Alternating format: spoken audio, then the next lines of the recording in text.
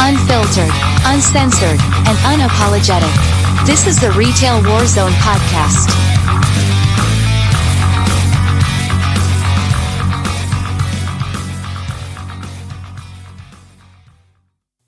First things first, I have this coming up soon. It's the Retail Warzone one-on-one. And what this is going to be are, pre-scheduled, pre-recorded videos with people that have stories to tell. Some people might not want to do it live. I fully understand. Some people might not can make it on Wednesday nights. They get this, get that. That's fine too. We'll schedule it, we'll have a talk or whatnot. I'll edit it, and then the hope is to premiere these on Mondays. So that's coming in the near future. Date to be announced. So if you have not subscribed to our YouTube channel and something like this interests you, make sure you hit subscribe and hit the notification bell, so that way you'll know exactly when these go up. Also, too, there's going to be an off-schedule special presentation by myself and Irish.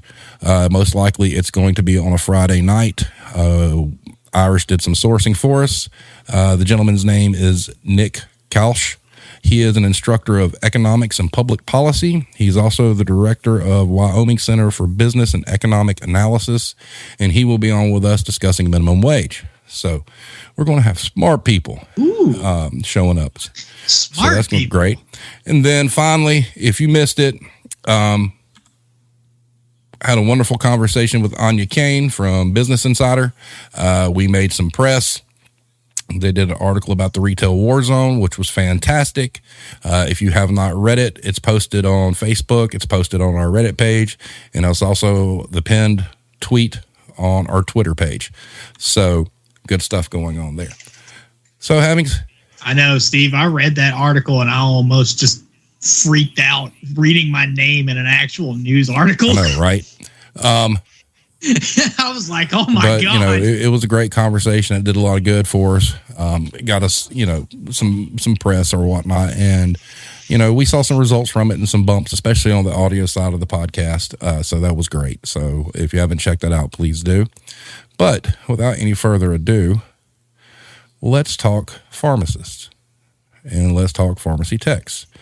So before we get really rolling in this, I went scouring the internet, using multiple search terms, pharmacist turnover, pharmacist burnout, pharmacist labor shortage, pharmacist abuse and whatnot. And let me tell you, there's not a lot of mainstream articles about that. I'm going to show you the cream of the crop of what I could find.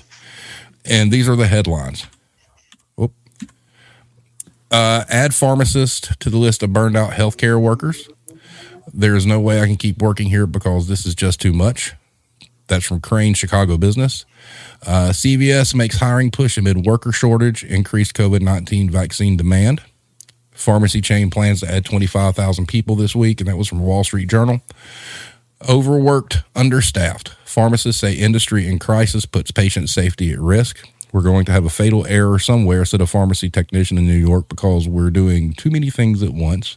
That's from NBC News. Understaffing at some CVS pharmacies in Virginia has put patients at risk, former employees say. One location in Virginia Beach was fined $470,000 for serious dispensing errors. Pharmacists say it's a systemic problem. That's from Virginia Mercury. Then you have pharmacies with staffing shortages dealing with long lines, upset customers. From KPIC4, CBS. Pharmacies cut hours, scramble for workers. Customers may face delays getting their meds from South Bend Tribune. Pharmacies battle labor shortage and more responsibilities from pandemic. WBOC, CBS. Pharmacists overwhelmed during flu shot season, citing staffing issues from NBC5. And then Ontario pharmacists and doctors report rise in harassment surrounding COVID-19 vaccines. And that's from CFRA 580 News Talk Radio. Now, the disturbing thing about that to me is, other than the Wall Street Journal pimping CBS, all that coverage is local. Those are local news stations, local reporters. So the mainstream media, the big boys, the CNNs, the NBCs, the CBSs, all the big boys, they're not reporting on any of this. And that's a little alarming to me because it's a nationwide problem. but why are they steering clear from it? And then if you look at a lot of those headlines, it's really more about the inconvenience to the customer than it is what the pharmacists and techs are going through. So that's a little disturbing to me. And I think you guys deserve better coverage. I think people need to know what you're actually going through. Also, too, I did run a poll on Twitter, and I was actually shocked at this. I thought there'd be people working more hours on this, but I asked, on average as a retail pharmacist, how many hours a week do you work? 61% said 45 to 50, 34.1% said 51 to 60 hours, and 4.9 said 61 hours plus. So I was actually expecting to see more in that middle. But if you guys, for the most part, are not having to work that many hours, good for you, because your health and safety does come first. So having said that, Mr. Harting, tell us a little bit about yourself and your book. All right, guys. My name is Grant Harting. I was a former retail pharmacist for Rite Aid. I spent about 3 years working a job that I hated. There's no other way to put it. I hated it more than anything else in this world. And towards the end of my 3 years, I sort of became obsessed or really interested in how pharmacists were hired and what other companies look for whenever they hire a pharmacist and what makes a good resume. And so I spent probably the better part of 6 months creating what ended up now being a book that I ended up putting down into words, but it's more or less a method of how to get out of retail pharmacy. And whenever I started this process, there was no help for me. People didn't talk about this. Nobody even really knew how pharmacists were even hired. And I found out through my research that it was almost in some ways kind of random. So I'm not surprised nobody knew. And then after I finally escaped, I got a job that I love more than anything now. I can't wait to go to work. Now I work as a pharmacy consultant. But I noticed that I couldn't breathe in a room without somebody asking me how I got out. What do I do now? What's the pay difference? People were so interested. I had almost no choice but to actually write everything down in a book. And just to be clear, I didn't do this for money. I love helping pharmacists and pharmacy technicians, and the book always has been free for anyone who asks, and it still will be. I've given out probably close to, I don't think quite 300 copies yet, but that's something that I want to make very clear. This is to help people. It isn't for me to make money. Excellent. Now, speaking of his book, I'd sent him this. I want everybody to take a look at this. And this is something that he has laid out in the very first chapter. And let's get your take out there. If you've got questions and comments, shoot them over. This is interactive, so let us know. But anyway, there was this. A comprehensive list of why being a retail pharmacist sucks, which I thought was great. Number one, the staff is underpaid. Number two, tech illiteracy is too common. 3, vague state and federal laws clearly not written by pharmacists with zero clarification, and all the penalties consistently create nervous and paranoid pharmacists. 4, drug prices are just made up numbers. 5, insurance companies are too complicated for the general public. 6, there are limitations to what we can actually do despite having a doctorate degree. 7, obtaining the ability to vaccinate was the dumbest thing our profession has ever done to itself. And then 8, there's an obvious abundance of general staffing disorder. So, kind of expound upon that, Grant. So first thing you guys may want to take away from that is that it uses pretty casual speak. We work at a very professional organization, and I think sometimes it's more it's not fun for us. So I wanted to make a book that was fun to read and funny to read. So I see someone in the chat's asking actual illiteracy or terminology. So in the book, it expands on that. No, I'm not saying that people can't read. Pharmacy technicians can't read. That's not what I'm saying.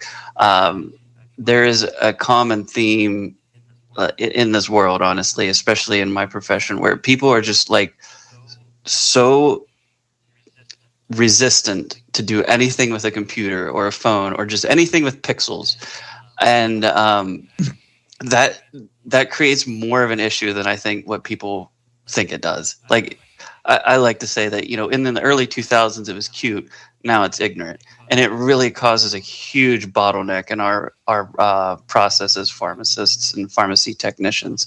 If staff and customers were as tech illiterate as probably most of us in this chat, or I can only speak for myself, I know I'm very tech literate. I don't even know if this would even be a bad profession at that point. Like there's so much help out there that people just don't take advantage of because they're scared or they don't know how. So that's one of the points there.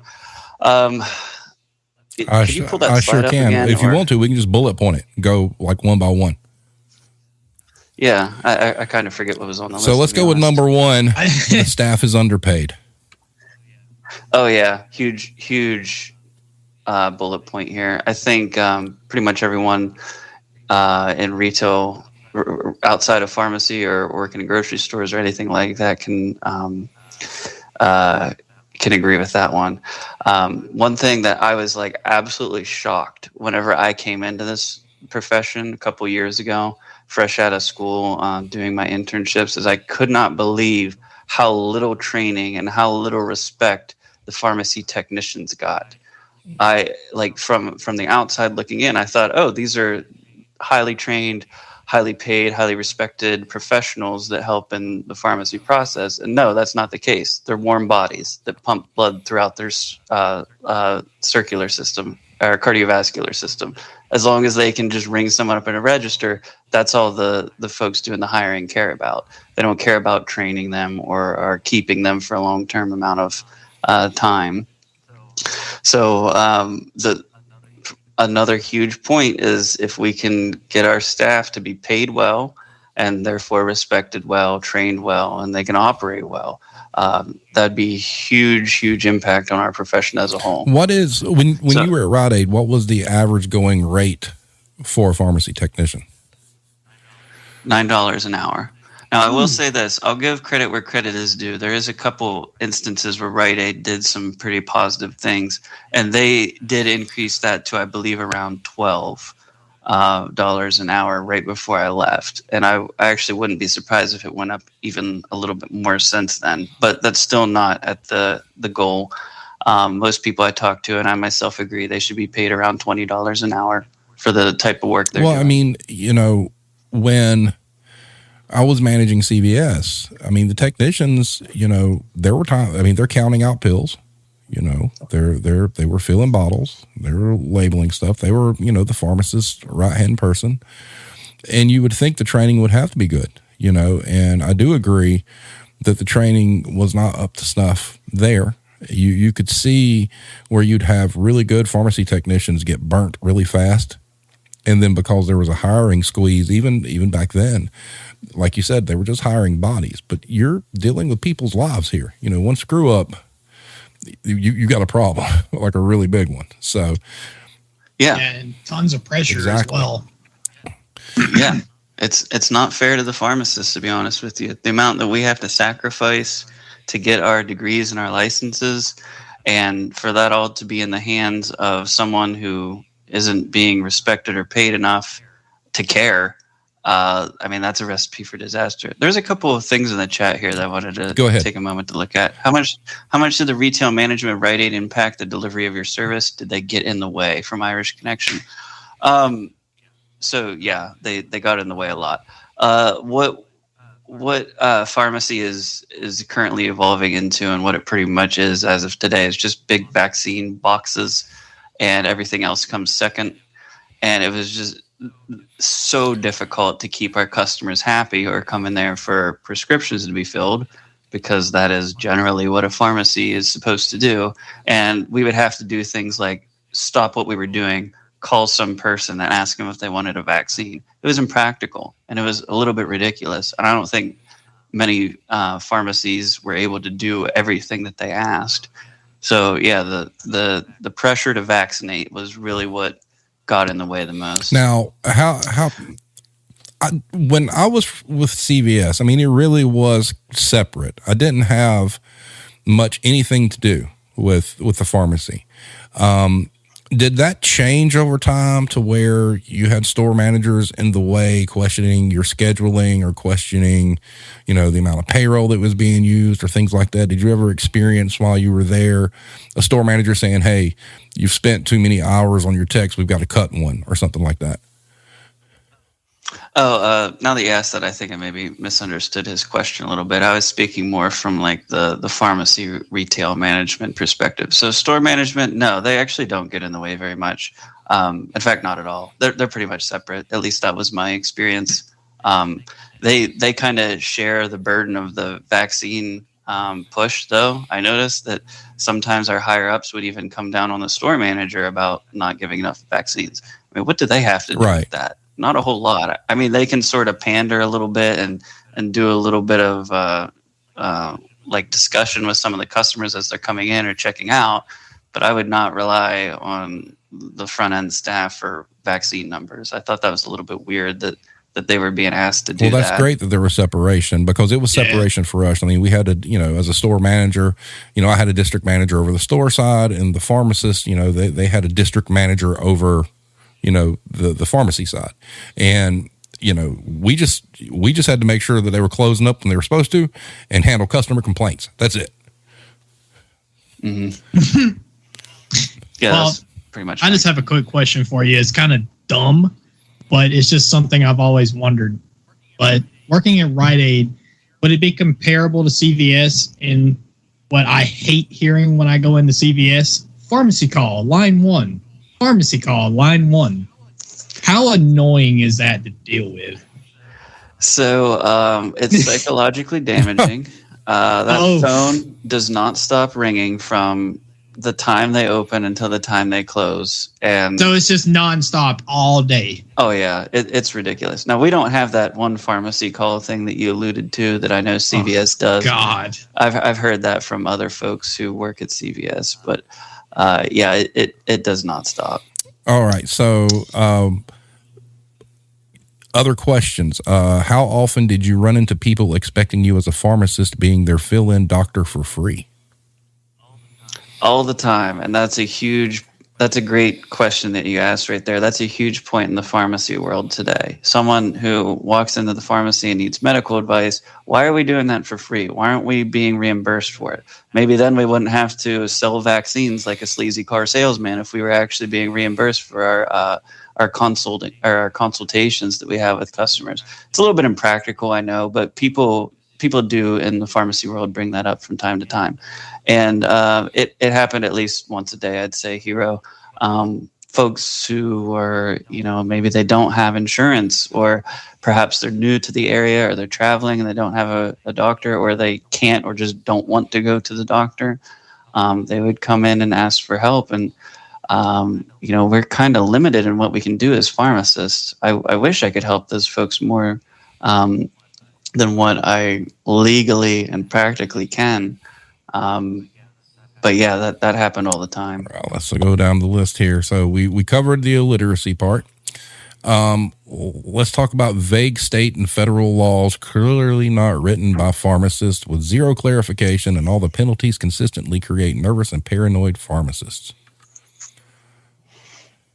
Yeah, good. So yeah, folks I'm sorry. This is one that I'm super interested in.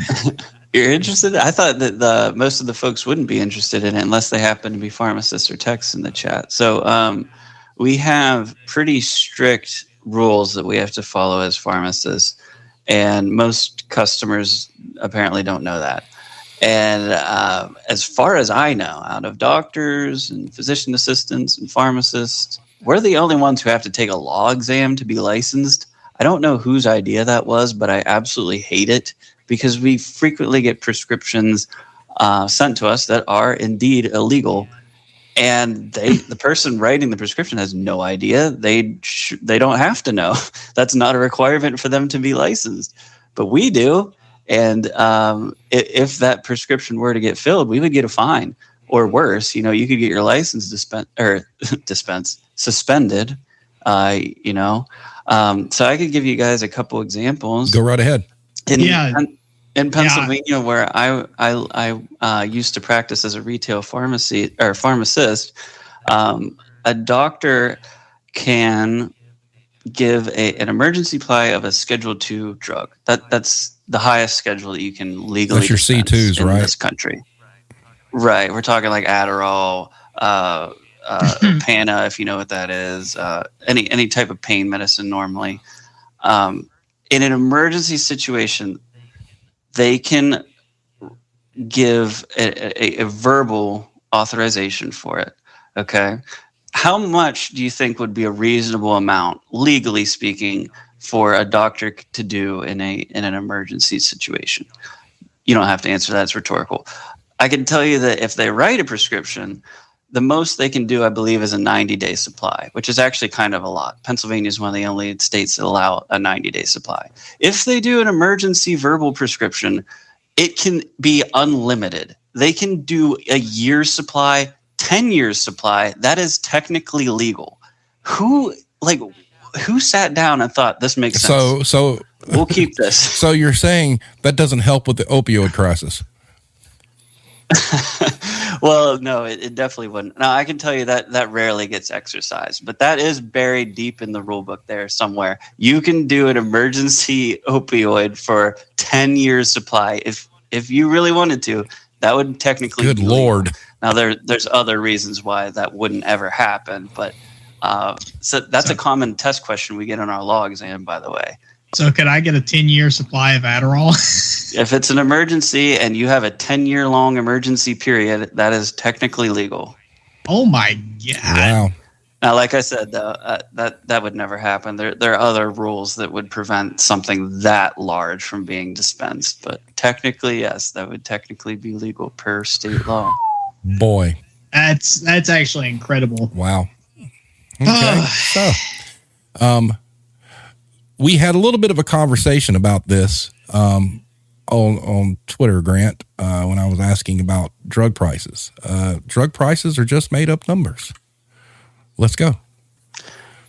Yep. So this is a very difficult concept for consumers to understand, and rightfully so, because it makes no sense. A drug's price has absolutely nothing to do with its value. It has nothing to do with its efficacy. It has nothing to do with supply and demand. The only thing that matters is what drug companies think they can get a insurance company to pay for. And that could be hundreds of dollars, thousands of dollars. The most expensive drug in the world right now is $2.1 million or something like that. We can talk about that later if you want, but it doesn't matter. Whatever they think that they can get an insurance company to pay for is what the price of the drug ends up being. And that's when it first comes onto market as a brand name. Now, like I said, consumers can't understand that. They see the price of a drug and they think, wow, this is going to make me so much better. This is going to cure the thing that ails me. And that's just not the case. I hope it is the case, but it would just be coincidental. Has nothing to do with the price. Now, and, what was the pill that you had described to me that you said basically was like ibuprofen with a little bit more, and the cost was like extremely low, but the price was like way up there? Yeah, Duexis is what it's called. If you guys want to take the time to Google it, it's Duexis. It's just ibuprofen and Pepsid together. That's all it is. 2 over-the-counter meds that they stuck together in one pill. And the drug or the company that makes that charges, I think, like $2,000 per bottle, which would be a monthly supply. Lord almighty. Those 2 drugs together would be maybe $5 for a month's supply if you bought them individually, and used them together. So yeah, that's asking for a friend. If you could get these prescribed to you, you could sell them for a lot of money. No, that price only exists for them to bill insurances for. Gotcha. Nobody would ever pay that. Like, that's just ridiculous. Not for that.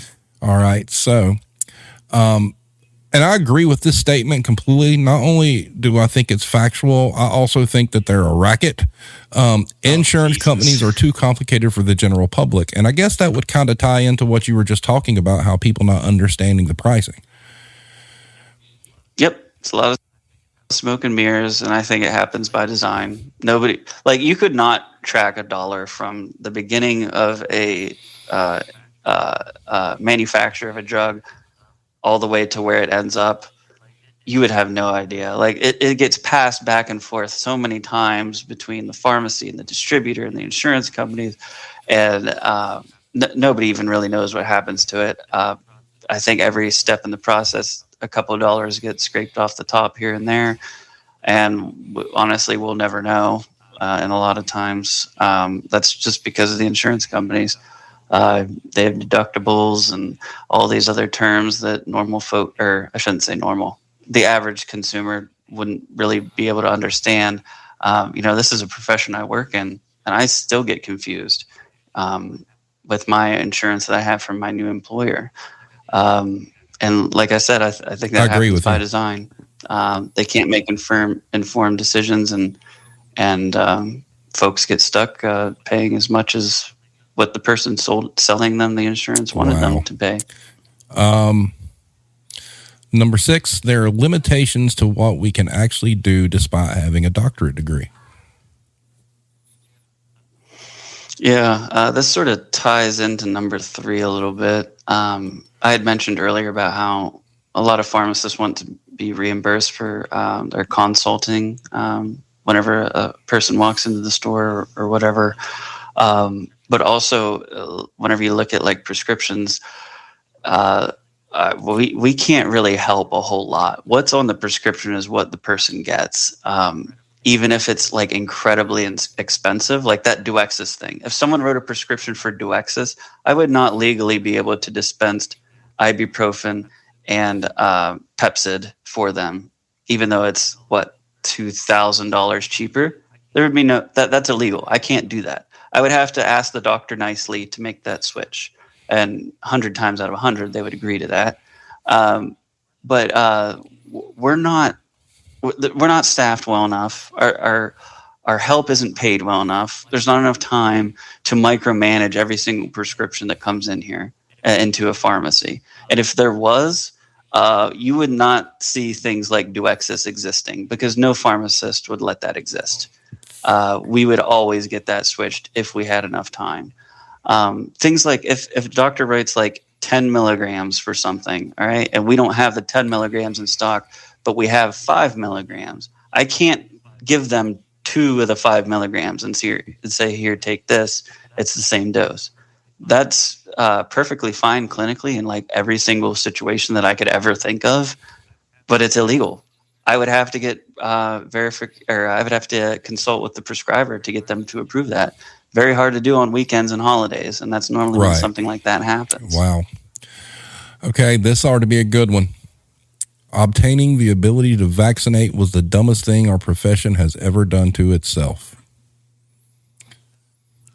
Oh, absolutely. It sounded great probably in the early 2000s, late 90s, whenever we sort of made the push to get that ability.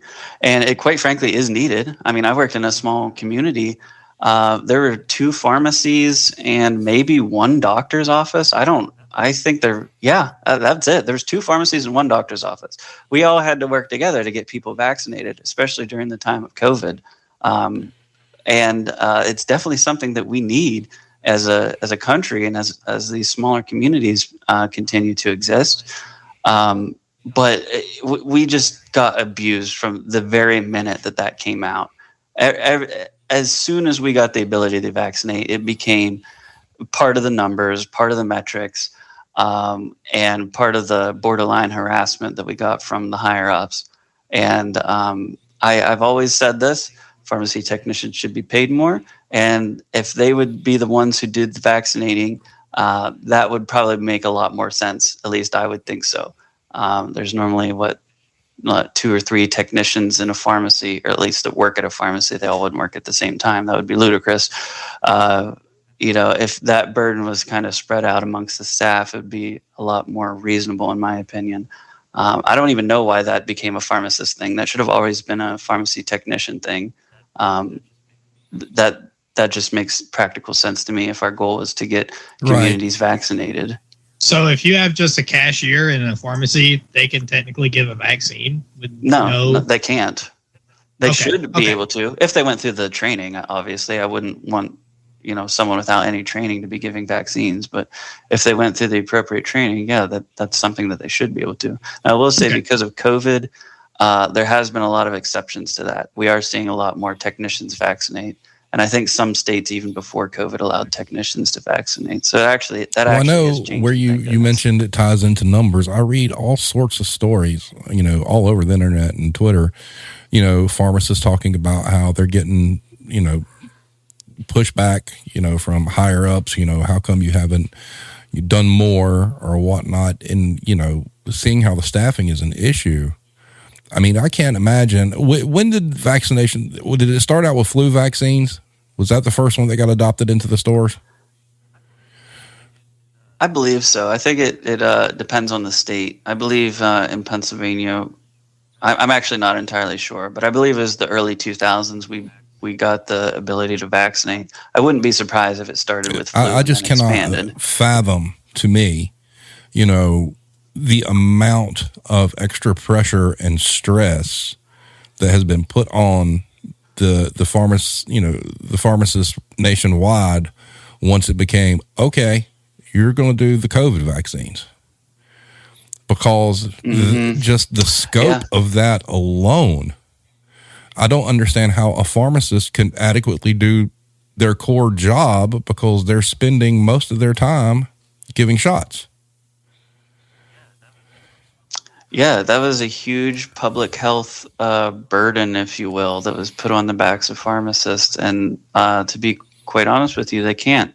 I see all the time some of my pharmacist colleagues that they have to stop taking walk-ins or stop vaccinating altogether, risking their job, by the way. That wasn't something that their higher-ups allowed them to do. It's something they had to do to get caught up on the prescriptions or other daily functions.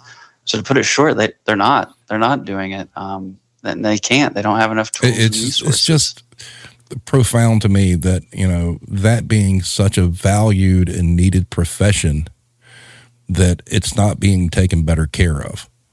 It's, just to me is one of those deals where, you need pharmacists.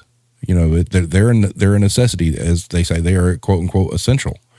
But there's no support for them. I mean, it just seems like it gets worse and worse. And then when they announced the boosters, the uproar that you saw, I mean, it was bad enough, just doing the standard, 2-dose vaccinations. And now all of a sudden you got the boosters and you got the people coming in trying to say they're eligible for the boosters and they're not. It's just, to me, it just seems like too much. And I'm sure that nobody was getting paid extra for that. Yep, you and me both, brother. It's rough out there. So just to be clear, I actually left right before the COVID vaccine came out. So I've never even given a COVID vaccine, but we all were muttering about it. We all knew that the end was nigh. Like we were all thinking about it. And I'm glad I got out beforehand for the disrespect and the work value of it. But I really wish I could have helped vaccinate some communities. In fact, I tried to volunteer at one point, but it didn't I'm curious work as out. to how many, and kind of get your insight on this too. I would think that maybe there's probably several pharmacists that were close to retirement age that, due to all this, have decided to bow out and take early retirement. I would imagine so as well. I don't know for a fact, but I would feel very comfortable assuming that. All right. So I think we pretty much covered all the questions. General staffing disorder. Are you talking about lack of staff or just right? Lack of staff. Yeah. No, they don't hire enough. I mean, and I told the story, offline. I did the whole quote unquote boots on the ground thing yesterday, taking little flyers for tonight's show to CVS and Walgreens. And, we're in Walgreens and I see this gentleman back at the pharmacy. He's on the phone with a customer at the drive-thru. Somebody comes and taps him on the shoulder and he splits and hands the phone to somebody else. And, I'm back there waiting to talk to the pharmacy, and My wife's up front, and she winds up talking to him. So here is a pharmacy technician who is running the register at the front of the store, making the comment that, he was X amount of hours into an extremely long day, and it was supposed to be his day off. Now, nice. I don't no part of me understands why a pharmacy technician has been yanked out of the pharmacy to go run the register up front when the store manager was actually standing up there doing nothing but talking to somebody. I mean, that's a problem. And no wonder people are frustrated. I mean, because as he was up there, literally somebody asked to speak to the manager, and the manager was just standing over talking to somebody. Okay, why is the technician not back in the pharmacy, and the manager just kind of bite the bullet and run the register for a bit? That makes no sense to me. And I can't imagine that's not an isolated case, because it was when I was working for CVS, we had several cashiers who expressed interest in becoming a pharmacy tech. So they already had the cash register experience and whatnot. So I can see where somebody who started as a cashier decided to be a tech, and they do that, but then they try to double dip and use them on the sales floor. Problems. So let's look at some questions here.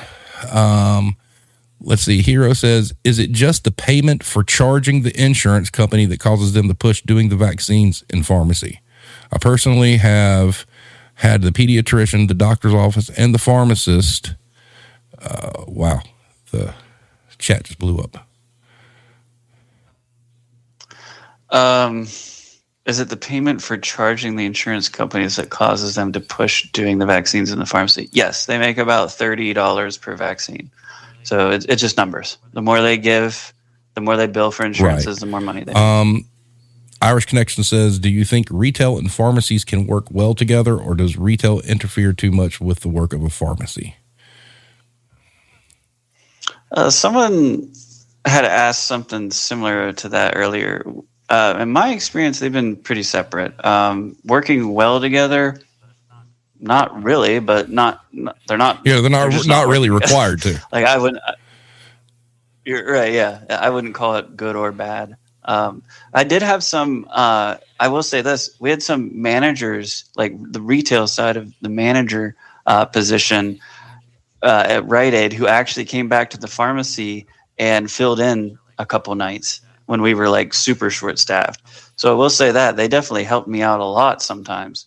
Our store managers did. So in that regard, yes, they definitely do work well together, right, if and when it happens. Right. All right. So we went through the questions. So talk about, as far as your book goes, talk about the things in it that are the most important to you for people to know.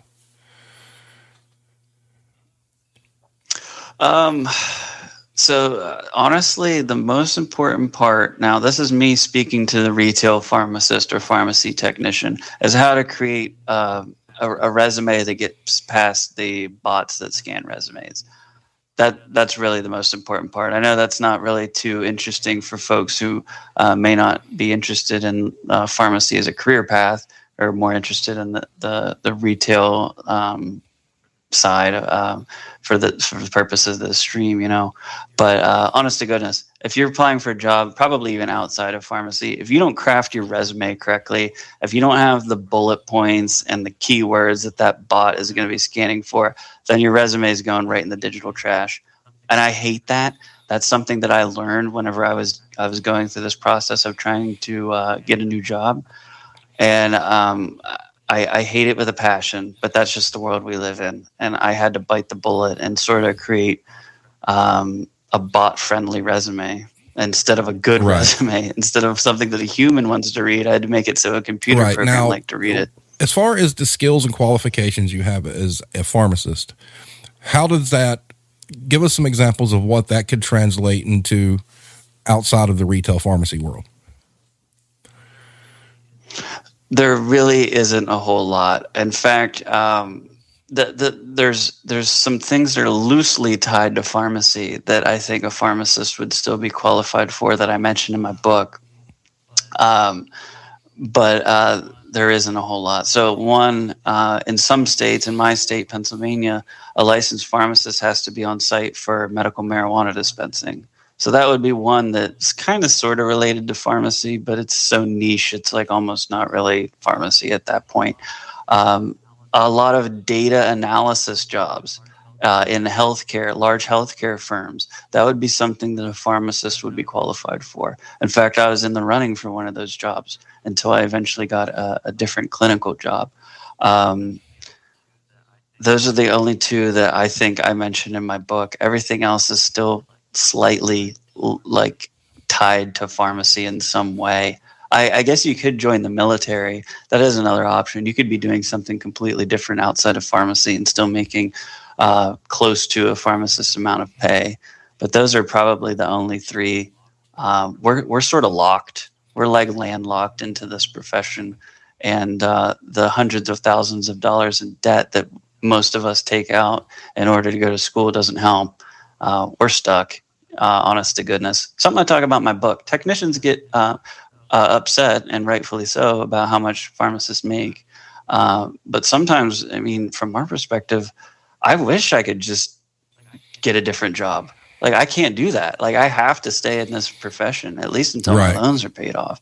And for the record, that'll be happening next year because I'm not going to dilly-dally around with that. I'm paying off my loans very quickly, and I suggest all my readers do as well. Here's an interesting question. Do you think that prescription delivery endangers the delivery drivers? Good question. In my experience, no.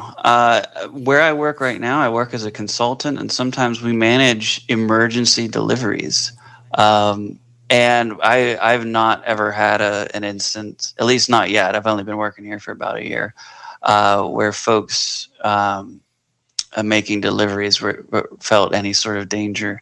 That's an interesting question. I'd like to know if you had an experience or you heard of an experience where delivery drivers did feel like they were in danger, because I would like to know that, because like I said, we work with delivery couriers all the time at my current job. This is a good ethics question from Irish Connection. Ethically speaking, do you think it is okay for a company to be both a pharmacy and also sell cigarettes and alcohol? Gee. Well, I guess the answer would be no. I mean, if you're really interested in someone's health care, enabling them to use tobacco and to use alcohol, I guess no. I guess the answer would be no. Never thought of that. CVS did get rid of cigarettes, whereas Walgreens still has them. Yeah, and they did it Rite Aid too. I think that's, and I agree with that statement, because you would think pharmacist, healthcare, promote better health. There's tons of things in these stores besides cigarettes and beer that are just as bad for you. I mean, you could almost argue, well, if they sell Twinkies, that's probably a bad thing too, because that's as anti-healthcare as it could possibly get. So, true. But the true question is could a customer will just walk up with like a carton of cigarettes and just a full 12 pack? You think you could sell those Duexis? I don't know. That's a good one. So let's see what else we got. Hero asked, as far as qualifications, do you think the qualifications and experience that pharmacists have would translate into like medical billing? Yeah, probably would. That would be a huge pay cut, though. No, that wouldn't be practical.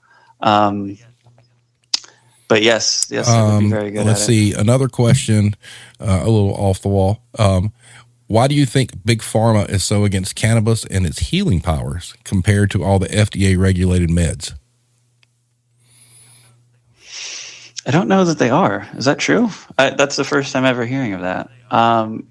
If they are, I mean, it would just be a money thing, I would think. They don't feel like they would be able to bottle it and sell it like they can with their other drugs, so they don't want anyone else to. That would be the only reason. But now that there's medicinal, marijuana, they finally figured out a way to monetize it.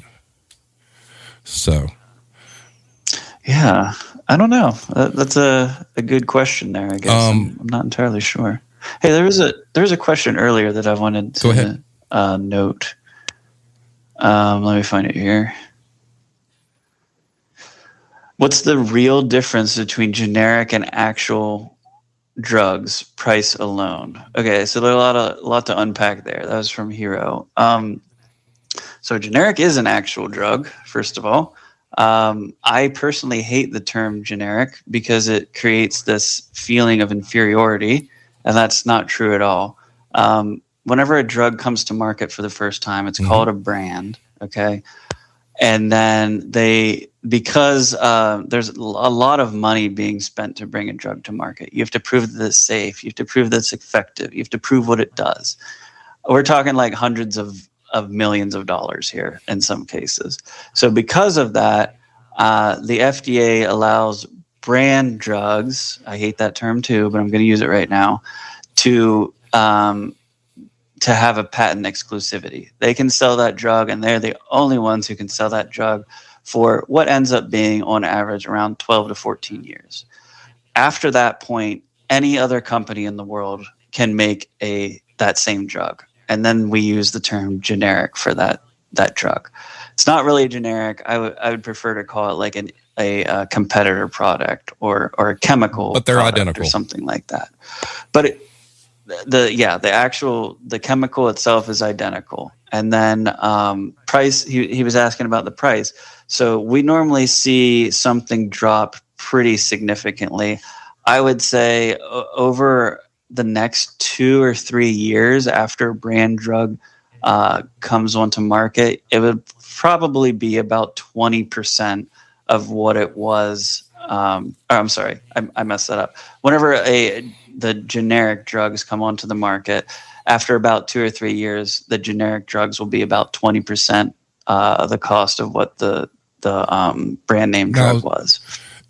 So as far as the brands go, what do you see happening more when doctors are calling in prescriptions? Are you seeing them leaning more towards writing scripts for the brand or for the quote unquote generic? Well, statistically speaking, it's always almost going to be generic. There are far more generic drugs on the market than there are brand. For the most part, if a doctor says the brand name or writes the brand name, they don't intend on it being the brand name. They just wrote something there a lot of times because it was easier to spell. Oh, nice. Yeah. Well, we don't dispense the brand name then in that case. In fact, we rarely ever do. We would substitute it out for a generic. So that is, I mentioned earlier that we can't really do a whole lot with our license. That is one thing we can and do. And that does help a lot with the healthcare costs. So if a doctor does write for a brand name, you're going to be getting generic. There's so many steps that would be involved for you to actually get a brand name drug. And odds are you probably never would get a brand name drug unless it's on that patent, right. Unless it's the only thing that exists. Then you have to get brand name. Proto Rage asks, what would be some of the worst experiences you've had that you can recall? Oh heavens! Oh, here it is.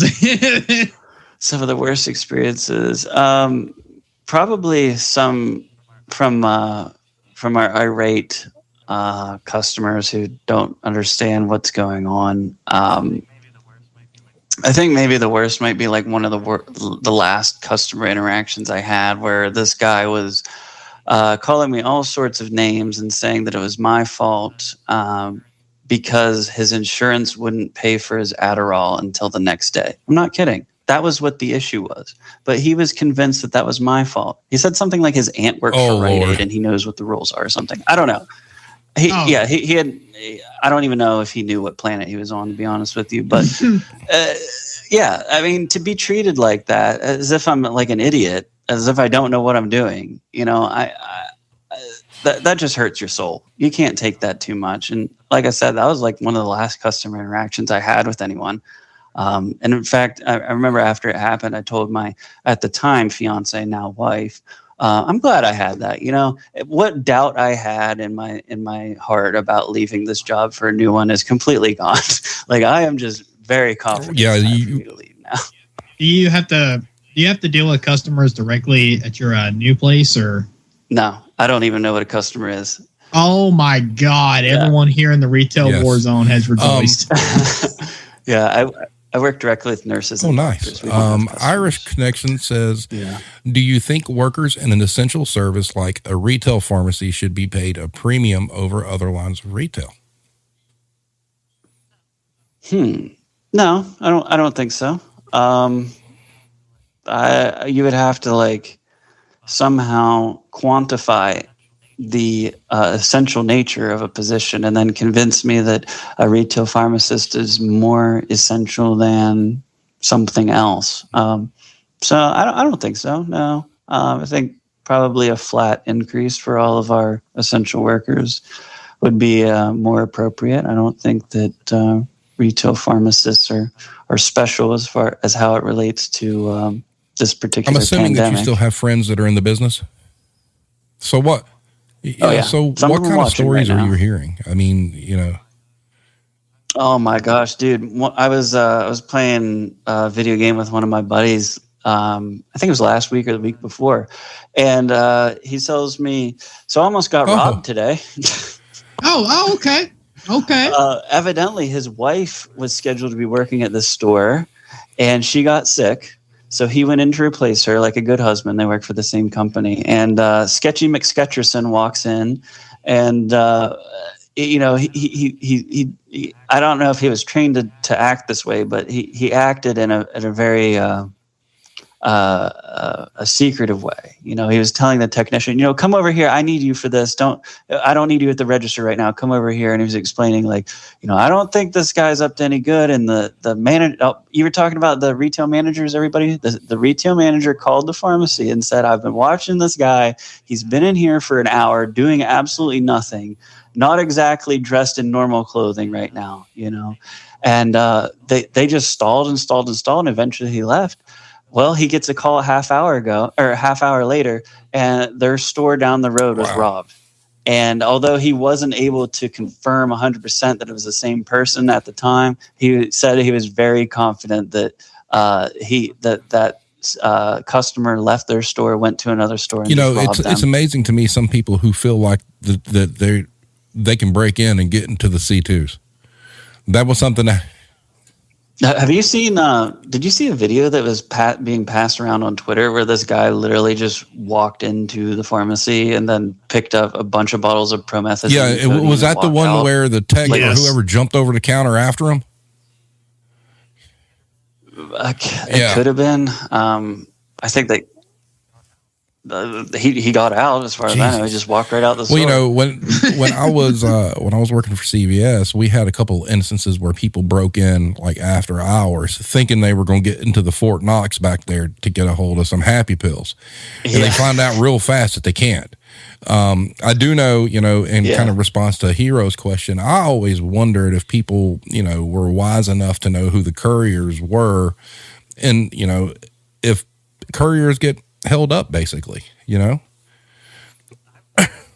I would like to look more into that. I don't know about that happening, but that doesn't mean it doesn't. I need to look into that. And the people that or whatnot, what's the general feeling right now, especially with all the vaccinations and the boosters? I mean, do you see the staffing situation getting worse? Do you see a lot of pharmacists I know there's going to be a lot, they're going to have to take huge pay cuts and they've got student loans and all that stuff, but is it getting to the point out there where people are just about ready to throw their hands up and say, I'm done with this shit?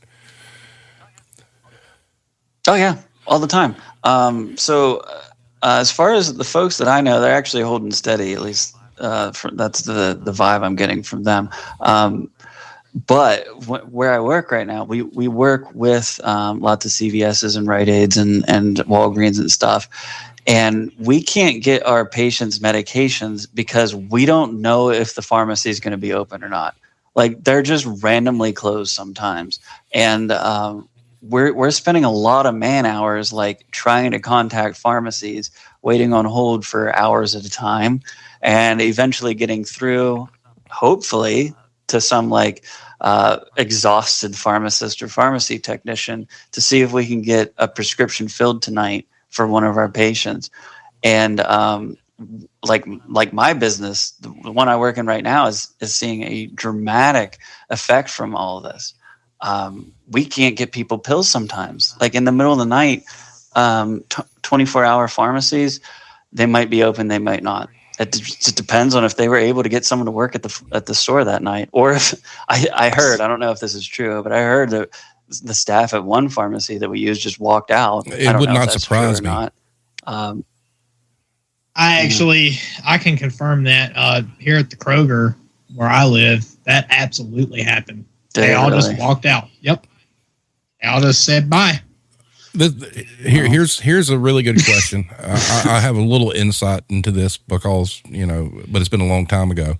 What's the standard if you get sick as a pharmacist? Is your experience that if they can't get someone to cover your shift, expect to work sick or not? Great question. I asked that whenever I was hired and I never got an answer. So in my personal experience where I worked at Rite Aid, I was fortunate, I guess, in that the other pharmacist was he didn't have any kids in his house. They were all adults, and I wasn't even married at the time. We didn't really have lives outside of work, either of us. So I was very fortunate that he would come in at a moment's notice if I was sick, and I would do the same for him.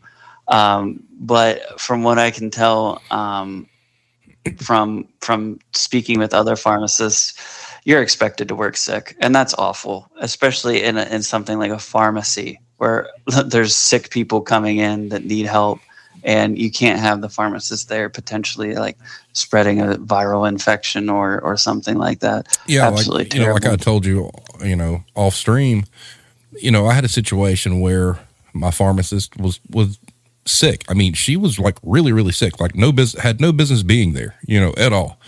But because they couldn't find a floater, they basically told her, you're going to work your shift. And that was an open to close shift. And so this lady comes in, I mean, looking like she'd been run over by a truck. And in between patients, she was literally laying in the floor, because she was so ill. And that was my first taste of, whoa, there's something really wrong here, because she was never getting lunches. She was working open to close shifts, and the secondary pharmacist, the same thing. And it's like, do you guys ever get breaks? I mean, yeah, cool. Lots of holidays you get off and stuff like that, but your actual work day and the people you're dealing with 12, 14 hours a day, props to everybody that does that job, because it doesn't stop for those guys. I mean, it's like you said, the phone's ringing off the hook. You got patient after patient after patient, and there's no stopping. And it seemed to me at that point in time that corporate didn't care. You're just going to do it. Yeah, that sounds pretty consistent. For those of you who don't know, that's actually true. The standard in this profession is a 12-hour shift with no breaks, amazing. No lunch. That to me is just amazing, and it's borderline. Well, it is. It's inhumane. And yeah, it is. I had no word for that. I mean, and I saw that happen, numerous times. Or a floater that was supposed to be off. The pharmacist had to be out for something, and they call him in on the day off, and it's like, you better not be there. Come in, no matter what. They got to stop what they're doing, whatever plans, and they got to hustle up and get up there. And no one cared. It was just shocking to me that, even if you got like a 30-minute lunch would be great, but the expectation, like you said, was there's no break. It's bell to bell, go, go, go, go. God be with you. Hope you make it. So, there really is. Yeah. Now, in your experience with all the people that you talk to and whatnot, if you could rank, say from, best to worst, let's say, give us 3 retail pharmacy companies, rank them with 1 being the best and 3 being the worst. What would you say? CVS is the worst from what everybody tells me. Wow. The nickname that's circulating in the pharmacy community. Oh my God, that's great. Satan. Yeah, I've never worked there. I don't know much about the company from a personal experience, but I've never ever met anyone that was like, yeah, I love working at CVS. No, they all hate it so much. Probably number 2 worst, like going in in ranking and worst here would probably be Walgreens from what I hear from other folks. Again, I don't personally have any ties with that company. I don't know anything about them. Then probably Rite Aid then would be behind there. And then getting into the good or the better retail pharmacies, some would say Kroger would probably be one of the best. Actually, no, I take that back. The absolute best from what I hear is Costco. If you've ever been into a Costco pharmacy, they have big glass windows. Nobody can just run up and talk to the pharmacist and ask them where the bathroom is. You have to wait in a line, and there's a process that happens at a Costco pharmacy. And most people will say that's probably the best. How would you rank a Walmart pharmacy? Walmart's probably one of the better ones from what I hear. I actually used to work at Walmart, as an intern. And that was probably one of the better ones. Although I hear a lot of negative things about Walmart nowadays. I don't know how to it's hard to judge that though. Correct, yeah.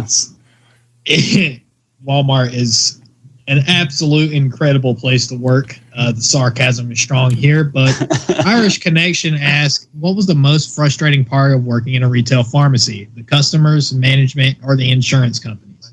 Oh man, that's a good question. So the absolute most frustrating part is how much I wanted to help people and how little help I could give people. And that's a combination from the insurance companies and from the corporate metrics that we had to meet. That's the worst part. And I think any pharmacist would agree with me here, and they'd probably say something similar. Like, we want to help people so bad, but whenever we get a prescription, we bill the insurance and it's not covered. Or there's a line of people waiting that's backed up through the aisles because some family wanted 10 flu shots for all of their 9 or 8 kids or whatever. It's just so frustrating because we are generally very we're the types of people that go to pharmacy school want to help people. Don't get that wrong. Very few of us did this for the money. And whenever you're trying to work a job with your hands tied behind your back, it's so frustrating. And I quit. I couldn't take it anymore.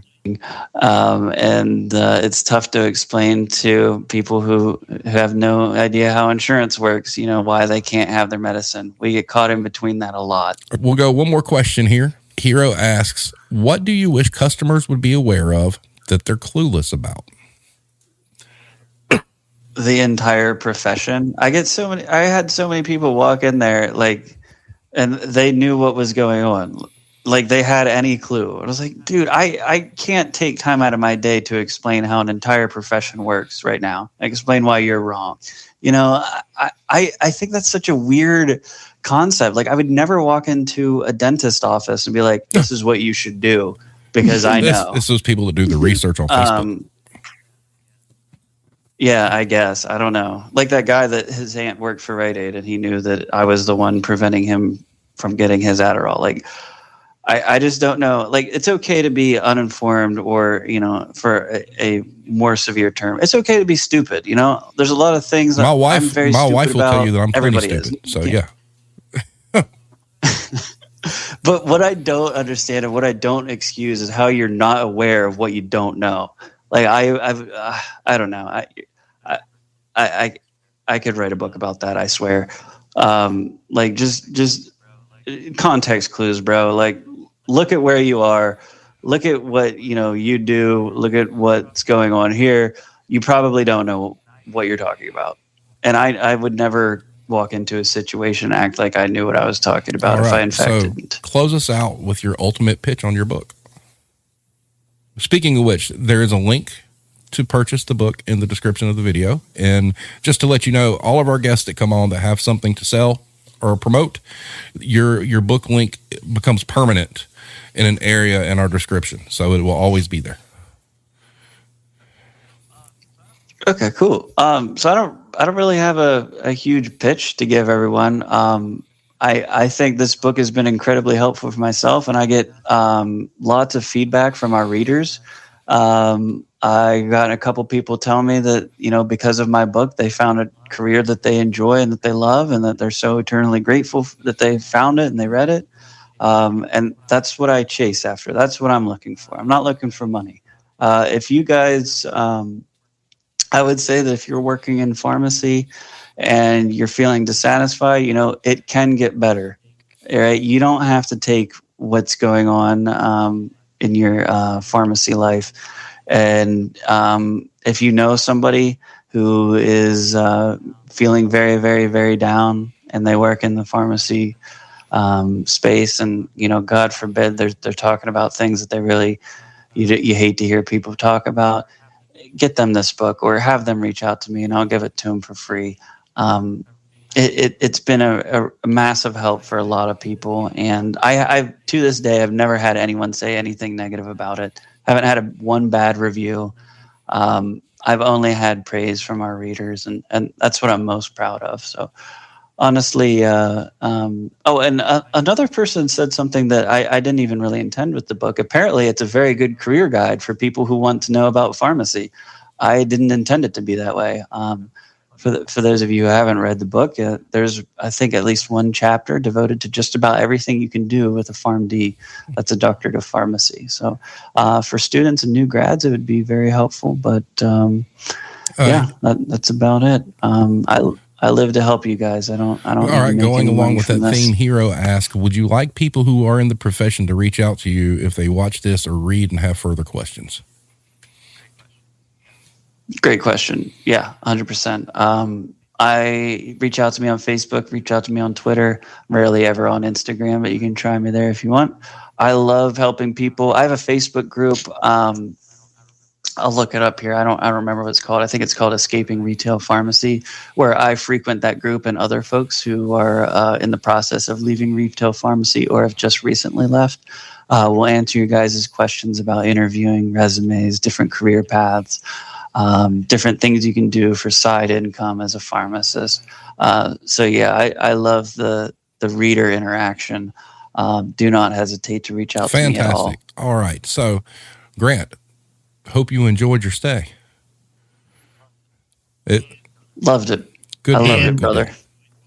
Yeah, I definitely enjoyed talking to you, but I just looked up your Twitter. It's Retail Survivor.